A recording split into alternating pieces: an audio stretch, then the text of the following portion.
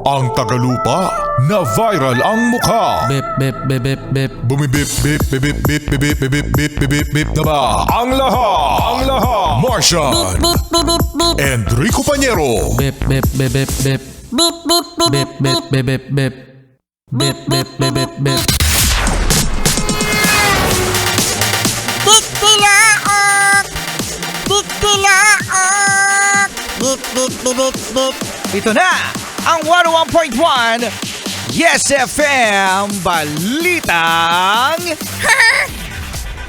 Sa mga Yes Pre natin na meron na babalitaan na maaring gulo sa Taiwan dahil sa pagpapalibot ng China China? mga Yes Pre sa kanilang bansa. Imagine meron ng 10 Chinese military ships. Ibig sabihin, yan ay may mga weapon, no? Sa kanilang ship, no? Warship, ika nga mga Yes Pre, nakapalibot sa ang liit-liit ng Taiwan. Imagine, 10 warship, papalibot mo dun sa bansa na yon. So ngayon mga Yes Pre, binantaan naman ng China ang Pilipinas. Nang ano? Sabi ng China, Pilipinas, huwag kayong maglaro ng apoy. Wow, nagtagalog sila. Nagtagalog sila. Hindi, tinranslate ko lang. Oo, sabi, don't play with fire. Sabi ng China, no? Dahil ito, umano mga Yes Friend, sa pagbili ng Pilipinas ng 20 F-16 fighter jets. Imagine mga Yes Friend 20 20 F-16 fighter jets at iba pang mga related equipment para sa digmaan o para sa ating depensa. Okay? So eto na nga mga Yes Friend, no? Ang kinakakatakutan natin yung paghahanda ng China, ng Taiwan. Siyempre, ang Taiwan kasi mga Yes Friend, baby ng US yan eh. Hindi pa babayaan ng Amerika ang Taiwan. No?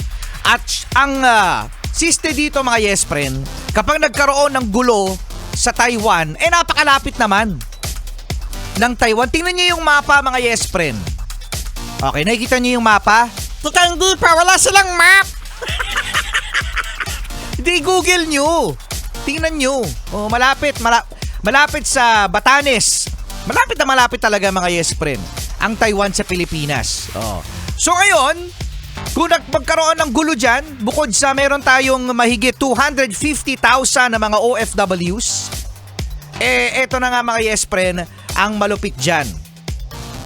Yung tayo ay tatamaan, maaari ng mga, alam mo yun, mga hindi inaasahan na mga kaganapan, mga pangyayari. Dahil tandaan mga Yes Friend, na dito rin magbabas o magbe-base ang Amerika. Yun, oo, no? Siyempre, maglalagay sila dito ng base. So ngayon, kapag naglagay ng base dito ang Amerika, maaring atakihin din ng China. So ayun yung mga posibilidad. Rico Pañero, wag mo kami takutan. Wag daw takutin. No. Kaya sana hindi ito mangyari mga Yes. Pero alam niyo, ang China wag lang natin ito i-provoke eh. Kasi ang China naman mahilig naman talaga sila bambuli. No, diyan sa West Philippine Sea, yung magpapakita ng puwersa, di ba no? Pero again mga Yes Friend, ang digmaan, ang gera, walang panalo diyan, no? Lahat talo. Siguro meron ding kikita dahil ang kikita dyan ay yung mga binibilhan mga Yes Friend ng mga missile, binibentahan katulad nito ng mga fighter jet, ng mga warship. Yan, yung mga kumpanya ang kikita dyan. Sana naman walang mangyari. Hoy, pasakay! Saan? Sa bibili na na F-16 fighter jets. Gusto ko sumakay dyan. Pasakay po! Gusto sumakay ni Martian? Kasama nyo pa rin, Enrico Pañero. At ang cuteness, Martian! Ang cute ko talaga, grabe!